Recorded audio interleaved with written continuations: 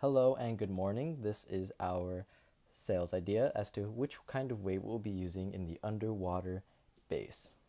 This will be presented to you by Osvaldo Cadena, Brianna Campbell, and Jaime Araiza.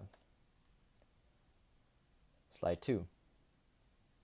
We will be using a transverse wave because of the simplicity in the fact that it will be easier to go through the salt water and transverse itself into the atmosphere outside of the ocean. Slide 3.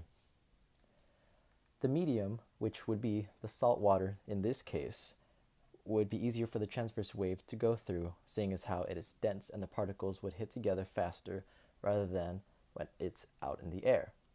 Which is a simpler method to use rather than a longitudinal wave, and our generator would be dealing with the density of the salt water itself.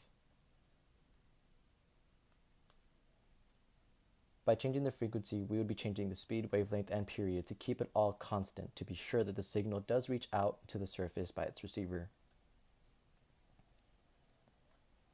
The salt water does affect our plan, in which the case is the waves move slower when traveling through a dense medium, so when traveling through the salt water, through the sodium chloride and the H2O, we would have the particles be slower moving.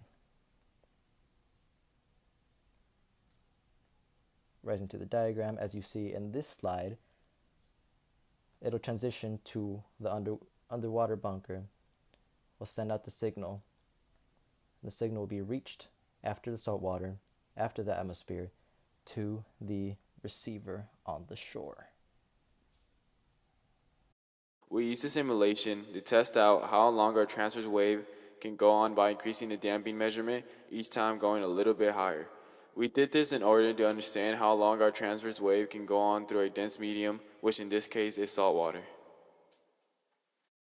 The reason why our design is the best is because it is simply a radio that generates a transverse wave that initially will not have much velocity, but once the wave moves out of the water, it will then have the velocity to reach the receiving radio dish. Here are some of the websites that gave us information that then helped us create this project.